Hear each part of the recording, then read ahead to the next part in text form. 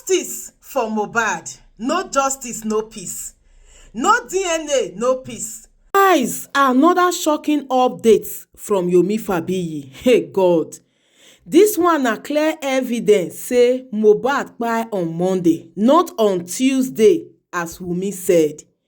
All the people wey dey that house that day don finally dey confess to Yomi Fabiyi. Guys, it's about to go down. Wummi on the run and she can't escape this. I talk and say the truth must definitely prevail. No matter how long it takes, you can't hide the truth forever.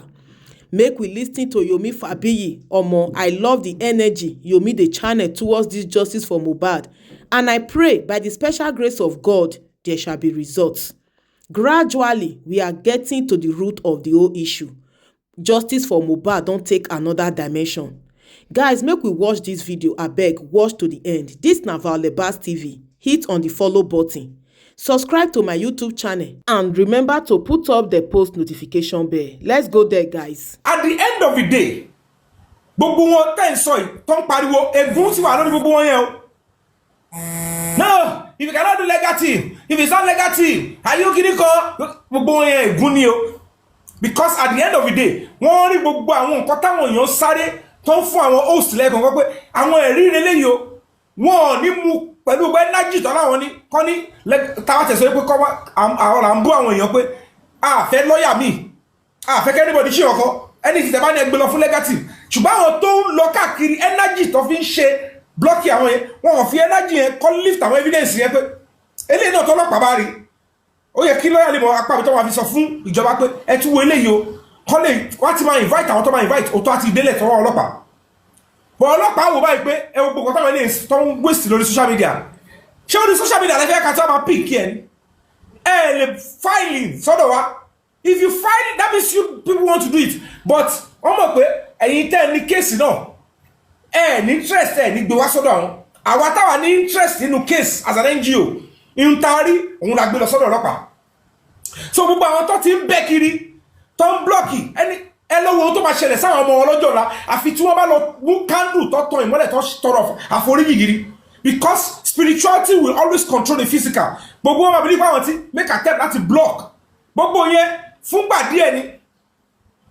Ohun tó máa jẹ́ ọ̀pọ̀lọpọ̀ ó sì ń jẹ nǹkan lọ́wọ́. Ẹ wo a whole year gbogbo evidence tó gbé jáde kò sí tí wọ́n múlò bẹ́ẹ̀ rárá tó tiẹ̀ dọ́dọ̀ ọlọ́pàá. Wọ́n dẹ̀ kọ́ dé gbogbo àwa. Wọ́n so ti yẹn kọ́ mọ̀ sọ. So it's quite preposterous. Ohun tí Mr. Fabiyi wá yẹn ṣe nìyẹn. Gbogbo ohun tó ṣe nìyẹn. Òun lèmi ṣe wá wò pé nígbà tí máa padà ní bàbá Mohbad sójú pé èmi ò lè sẹ́ndì kankan. Gbogbo àwọn tó ń pariwo kí ló tí ò lè sẹ́ndì 3 seconds sí bàbá Mohbad kí sẹ́ndì síbo. Kí n débẹ̀ kan tún bá mi ṣì lò nítorí mọ̀ pé ká ní mo sẹ́ndì ẹni wọ́n ṣe máa lò lórí social media náà nìyẹn tó máa condemn. Tó ṣó ti yẹ yín sí pé that is where I have no problem with bàbá Mohbad o. Ẹ ti understand? Máa yí náà ní ọ̀dọ̀ ẹni gbogbo nǹkan ti wọ́ wá.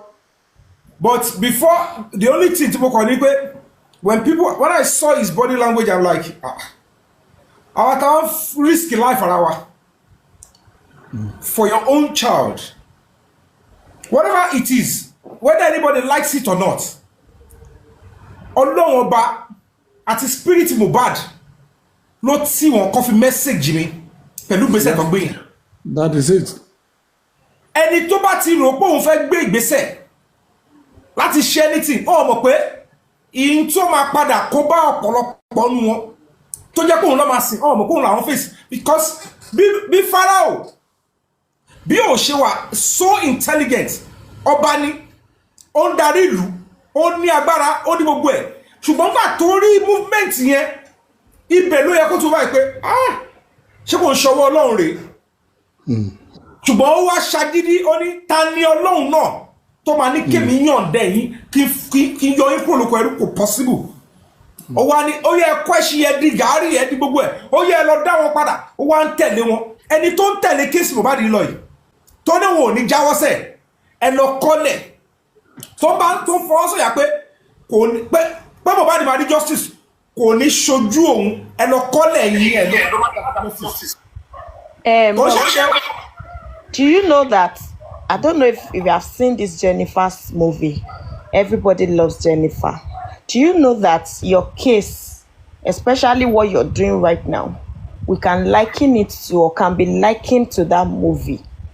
Even when Jennifer saw everything that happened to a particular woman, nínú movie yẹn tó jẹ́ pé only witness torí nǹkan torí bí màá yẹn ṣe pa ìyàwó ẹ̀ báyìí tó fẹ́ pa ìyàwó ẹ̀ kí tẹ lórúkọ máa yẹn ó dẹ̀ ń sọ fún wọn sẹ́ pé òun rí that is this thing mo rí sẹ́ but gbogbo wọn even the community chairman gbogbo àwọn tó wà lára àǹdẹ̀ wọ́n mà nírọ́ ni wọ́n ló wà delusional ni wọ́n ló ti ní bipolar wọ́n ló wà paranoid you know they were giving different ó tó jẹ́ pé ó ń dùn ṣe mọ̀ ó dàbí ẹni pé kò mọ̀ pé this thing is real ṣe this thing nígbà tó bá sọ lóòótọ́ di wèrè ó wá sọ lóòótọ́ di wèrè that she could in fact that movie is powerful ó wà powerful ju orúkọ ju title ẹ̀ lọ that is exactly what is happening to you right now because àwọn èèyàn tí wọ́n believe pé okay this person is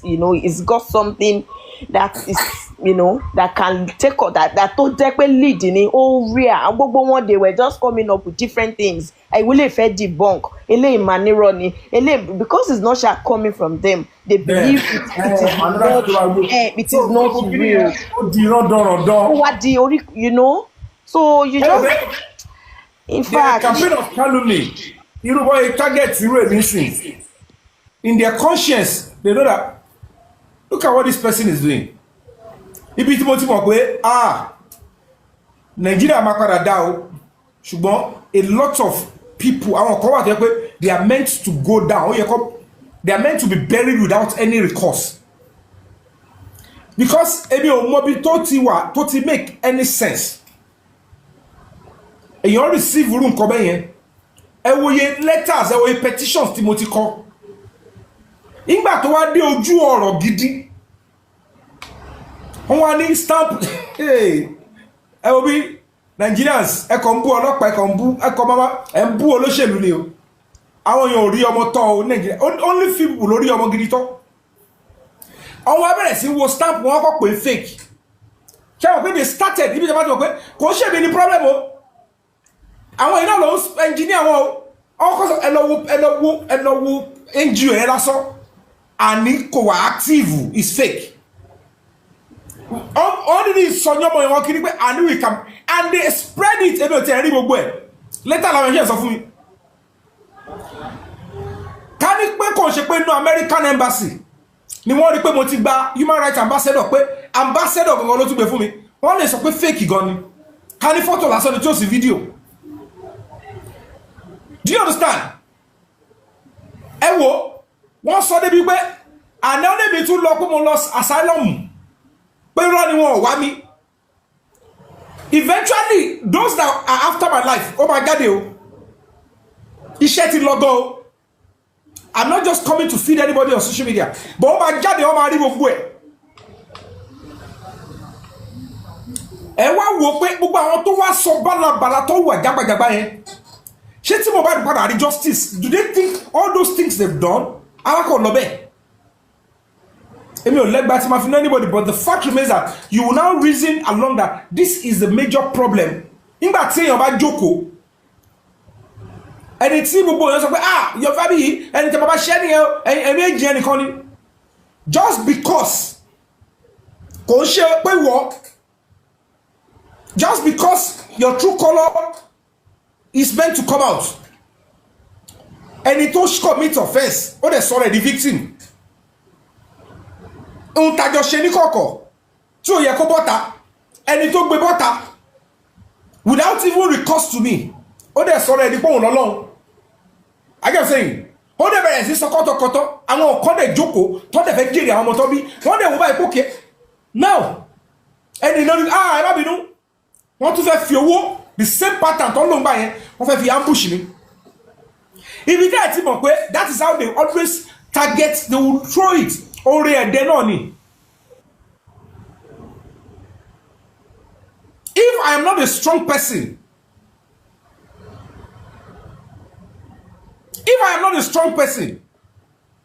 it would have been so terrible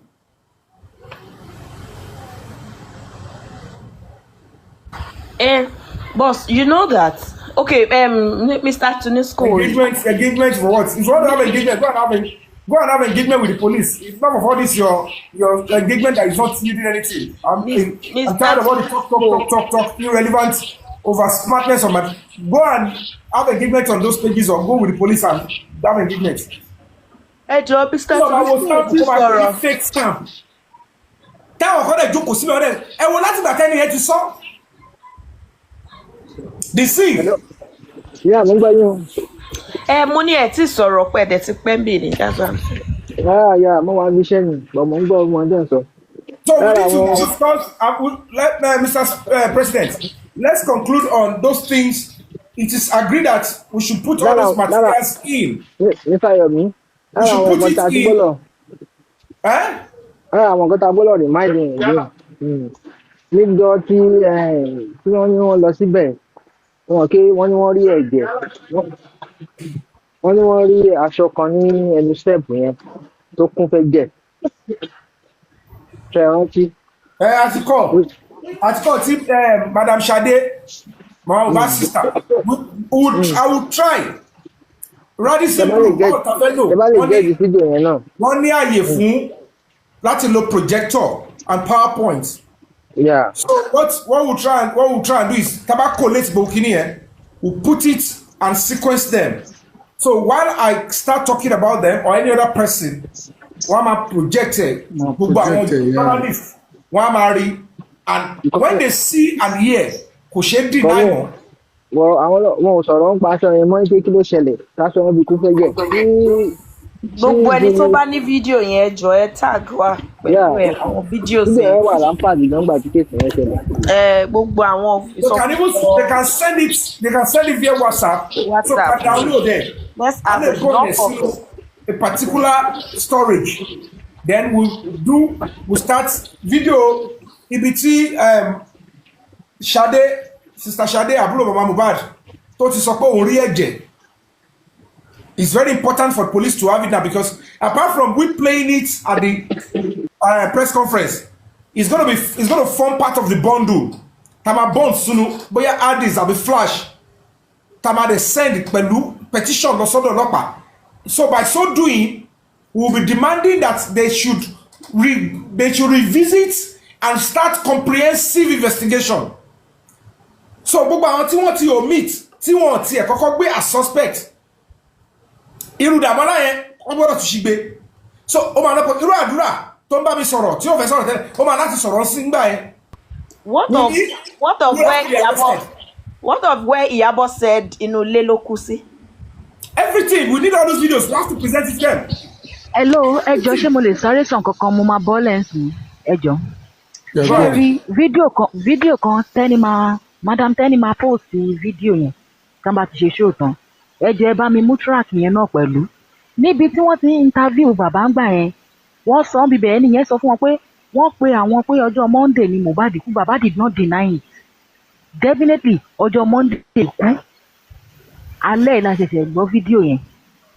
Wọ́n dẹ̀ ti láwọn máa bá wa post ẹ̀ síta. So ẹjọ́ tẹ́ bá ti ń ṣe ẹ bá ti ń sọ̀rọ̀ ẹ jẹ́ kó tún máa yé wọn pé even though wọ́n confront bàbá ẹ̀ pọ́jọ́ Monday lọ́mọ ẹ̀ kú, bàbá ẹ̀ ò deny ẹ̀. Even ìyá Mohbad fúnra rẹ̀ sọ pé níjọ́ Monday yẹn tọ́mọ yẹn kú. Ṣé rí ti ìyá Mohbad yẹn ti ẹ̀fílẹ̀ yẹn tẹ̀ sí ń támọ́ra bọ̀ eléyìí clearly ni fídíò yẹn wà ń tà. Madam Tẹ́ni máa post ẹ̀ lẹ́yìn fídíò wọn ẹjọ́ ẹ mú pẹ̀lú. But we also need anybody that can come forward. Gbogbo Kinita sorry. The moment we lay our hand on a serious documentary evidence that Mohbad died on Monday, that is on the 11th, gbogbo àwọn tó wà nílé yẹn they are gone. Tí wọ́n bá ti gbé wọn wàhálà máa ṣẹlẹ̀ kọ́ máa ṣẹlẹ̀ lẹ́kọ̀ọ́ yẹn. Ẹgbẹ́ gbogbo yẹn ṣẹlẹ̀. Tí evidence gidi bá ti jáde gbẹ̀m wípé ó ti kú láti Monday. Gbogbo àwọn tó wà nílé yẹn tí wọ́n bá ti lè sọ tó pa they should be charged for that one. Kò sí no two ways about it. Case it ended because it will be so horrible. Kó wá jẹ́ gbẹ́jọ́ Tuesday lọ́sọ̀ọ́ ẹ̀kọ́ picture ẹ̀ lọ́sẹ̀ wá ń rú lọ.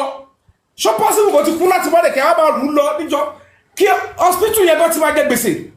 no wọn rú lọ wọn wá act fún wa jọ Tuesday wọn wá act ni. gbogbo yẹn is a serious crime. As a matter of fact, it's tampering with dead body. Mr. Yomi, that video that I'm telling you, I've already proved it. That Mohbad fine on Monday. Video you play no you baba e no to. I'm a musi ni so pa musi. But prove very on social media. But for police or the prosecutor to write charges, will they fly? Except ẹni tó wà ńbẹ̀ gangan, ìkànnì àwọn tó wà nílé yẹn tó fẹ́ yọ ara ẹ̀ kúrò nínú ẹ̀wọ̀n àti ilẹ̀ tó ń dà, because kò sí ìkọ̀kọ̀ lára gbogbo wọn, because if they can do that to Mohbad, kò séyàn gidi tó máa padà dúró tí gbogbo wọn yẹn mọ́ láyé. Is it the same lifestyle? Tí wọ́n sọ. So basically, it is important for anybody that was in that house to come out and say, but I want to speak my truth before they come for me. Mohbad died on social date. I am a key witness. And this is me. And yet free. I am free. Why they choose to say the second day? What they told us is that they want to call the family, they put it, I will never do that to any human being. I will never pray that is done to me, to my children. But with what is going on, if I keep quiet, if any of them choose to keep quiet, they can't keep quiet forever. The only reason why it will look like they will be keeping quiet forever is because the karma is not visiting them yet. It just karma about day. Call him out, call him out, make you let meta. Only get married, my mama for one. Why am I being full? I shake it, I shake by Eddie. But the right thing to do, because the law is coming, the truth is coming. A key evidence that will show Mohbad died on Monday is coming. On fair call. And the moment that comes out, or anybody, that is the end of everybody in the house. That is the end.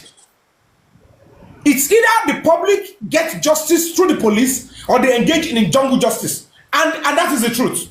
And that is the truth. It is better, it is well managed. The police tell whoever is telling them that, oh, I'm a block here, that please let us do our job. How come you are not telling us that no, Mohbad died on Tuesday, 12th of September, and then meanwhile he died a day before. That is already a serious crime. These are reasons why I hope Adura will be able to come out as a witness to say all he knows. He's been trying to come forward. To me, Adura he's been wanting to talk. Yeah, I believe that too. He has spoken a bit, but he needs to complete his job. Because Choba completed. They might have been deceiving them that nothing will happen. They might have think that, oh, that Yomi, we have cornered him. There is no way he wants to go. We've placed somebody beside him. He doesn't know the person. They are fooling themselves. They are fooling themselves. They don't know. They don't know. It's quite a shame. It's quite a shame. It's pathetic. Quite pathetic. Quite pathetic. So we go over from that. It's concluded. These are the things that we have to include in the, press conference and visual evidence that will be playing to the media, and then we'll be sequencing it. You understand? So the lawyers are going to be drafting it, and then we'll present it and we'll share it with all the media, and that is going to be what we're going to be doing on the 15th of January 2025 at Radisson Hotel, GRA Ikeja, Lagos. Please feel free to attend if you are members of the press. We only want a few people to come. The rest can be outside the compound, but only few people should make an attempt to come. If you want to come, if you have a platform, you can do t-shirt for your people to say justice for Mohbad 1 year after what is going on, or justice for Mohbad, no justice since 2023. Write anything and then come and show solidarity, and that is how we can go. And if you're still a platform and you still want to write your own petition, you can still join in and say you are a social group, you are writing social petition. On that day, the Nigerian students, National Association of Nigerian Students, they've received our invitation, and some of the comrades, they've promised that they are going to be coming. As a matter of fact, they are interested. So the Nigerian Bar Association, Ekpe, Ikeja, they have been notified, and some other lawyers, they said they are going to be coming. Activists, they've signed, they said they're going to be coming. Some of them said they will be joining us. Hopefully, ceteris paribus, all things being equal, we should be having a full house, a full representation of the Nigerian society, demanding the right thing from the Nigerian police. And of course, maybe before then, let's see if we're going to be having any progress with the petitions at the State Criminal Investigative Department, SCID, in Panti, of the Lagos State Police Command. Like I said, the IPO notified me today that, oh, Mr. Yomi, I've received another added petition, and we have been asking you to come. Please come. Let's work around this thing. You are the person, you know, we have some certain things that we need you to give clarity on. I said, okay, no problem, I'll be there, and I am willing to go and support the Nigerian police, because that is our police, and that is what we are asking them to do. Let's see, maybe before the press conference, maybe something tangible would have happened. Maybe, let's see, it's possible, because like I said, I still have some reservation for the Nigerian police at the Lagos State Command and SCID. But one thing is still not clear. I'm still suspecting that if we don't make a move, or maybe something is still happening, but there's still benefit of the doubt, and let's keep working on that, and let's see if they are going to, act it right, as parents, as custodian of justice and rule of law in the country, because that is why they earn our respect, because they maintain law and order. But if they are doing the opposite, I can't respect any police officer who is covering up murder. I don't care who you are. I don't care the threats or the ability to commit crime or whatever you think, whatever position. I don't really make sense. I will only be looking at you the way I look at a murderer, an assassin, a kidnapper. And why won't I be scared of a kidnapper? I'll be scared of a kidnapper. I'll be scared of a terrorist. If I see any police act in that direction, that's the only way I will look at you. No regret, no honor, no salutation, no sympathy.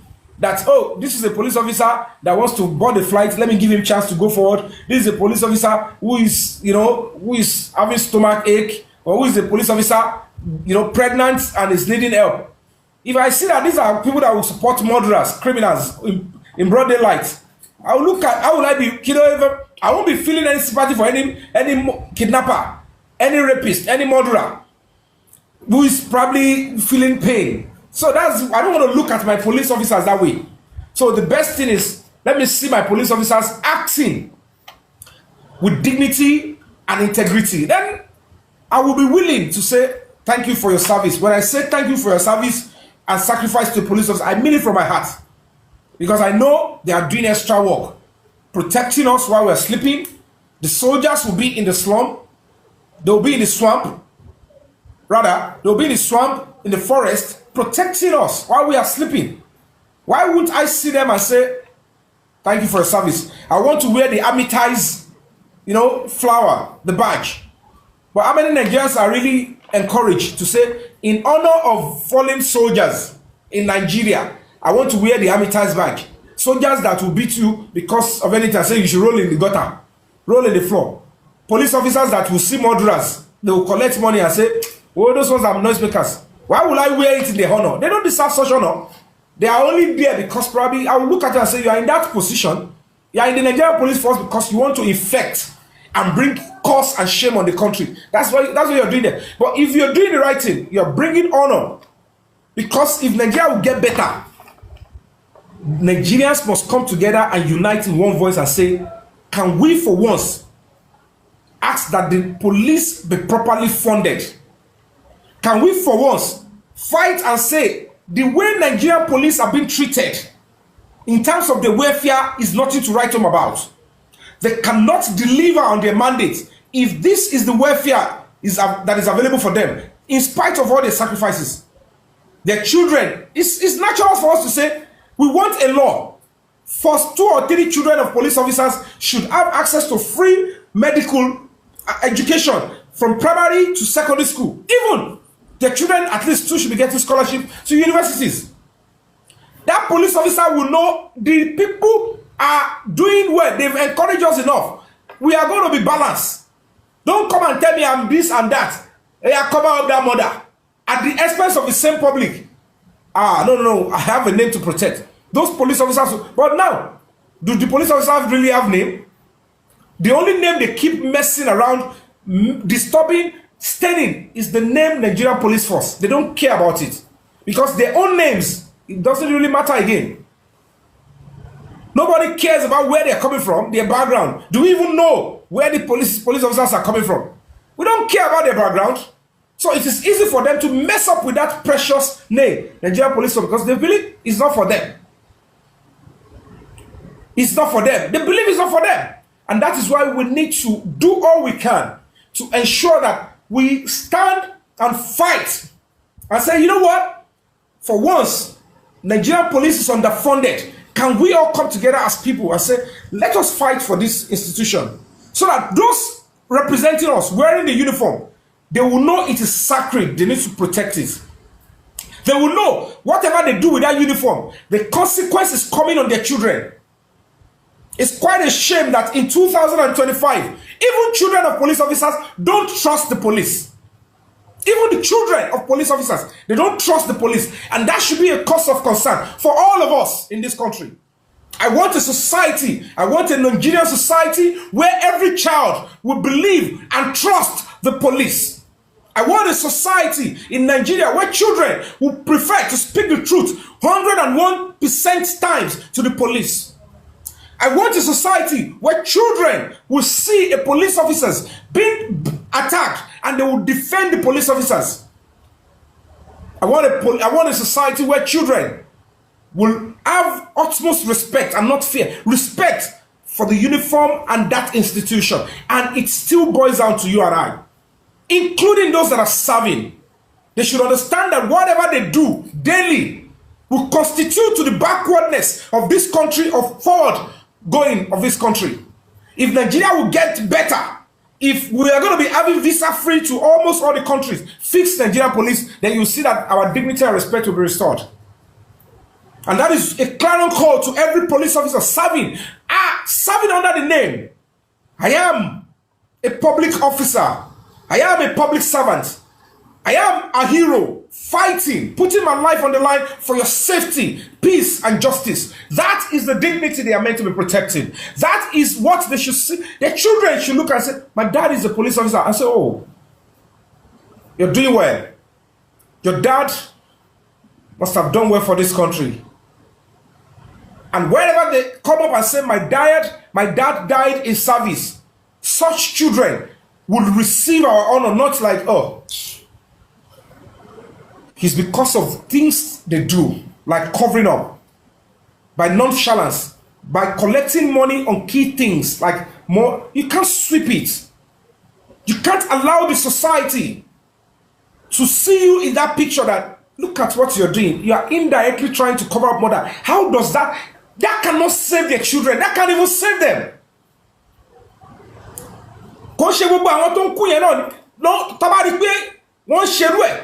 Their corpse and the spirit will want to fight. Only a toddler will tell you Mohbad's spirit is not strong and it's not coming with a consequence. Only a toddler will not know that something it will happen if anybody is trying to make an attempt to say, we'll block this justice. We are powerful. No matter how strong the person influencing is, if God is ready, he will first and foremost take the person away. I said, I will only take this person away because Maybe they ran to him to ask for help. But all of you that you are fearful, and let me show you what fear is all about. It is me, God, that you're meant to fear. Now let me show you. And God will start rubbishing their lives. Terrible things will start happening. They'll say, whoever God is punishing, may we not go there and say, let me help the person. And it's your Lord Bambawi, Lord Majagbege. Tori ogun yẹn máa ń pọ̀ gan. Wàá kọ́ máa rí wo. Ẹlòmíì ti forí ẹ̀ kò jábìn. Wọ́n ti lo ẹlòmíì ńlòkulò. Because at the end of the day, I can't phantom it. That these are the same people that are messing up with the justice. Wọ́n dẹ̀ ti ṣe ìka fúnra wa ti bà á lórúkọ jẹ́. Wọ́n ti ṣe gbogbo ẹ̀. You know, boss, I used to Mr. Labi, welcome. Well done, sir. All right, Mr. Labi, meet your mic, please. Ẹ mọ̀ pé mo máa ń béèrè ìbéèrè kan. Thank you. Lọ́wọ́ wa pé lọ́wọ́ gbogbo èèyàn pé ṣé Nàìjíríà tó wà lọ́kàn ẹ̀, Nàìjíríà tó wà nínú ọkàn ẹ̀, ṣóun ló wà lọ́wọ́ ẹ̀? Do you understand? That the Nigeria tó imagine lórí ẹ̀, ṣóun ló gbé dání? I keep asking myself because lóòótọ́ ìjọba jẹ̀bi wa o, ìjọba jẹ̀bi wa. But ìjọba jẹ̀bi wa gan nítorí always, you know, they are always wọ́n máa ju àgbàdo sí wa, máa tẹ̀lé wọn, a máa ṣẹrú wọn. Àwọn jẹ́ kí àwọn baba ńlá bàbá wa, wọ́n jẹ́ kí wọ́n bí àwọn ìbẹ̀rù. Àwọn ọmọ tó ń bẹ̀rù náà wọ́n bí wa. Those are cowards. They are not. They solely believe in ọmọlúwàbí. They don't. In fact, they hardly even go out to vote. Now, wọ́n ti bí àwa ń sìn. Àwa tí wọ́n bí sílẹ̀, some of us, I imagine the kind of Nigeria we want. Senator Boss, Okay, boss. I stumbled on Baba Mohbad's live show one time, or maybe somebody sent it to me as a video. Lady booking it.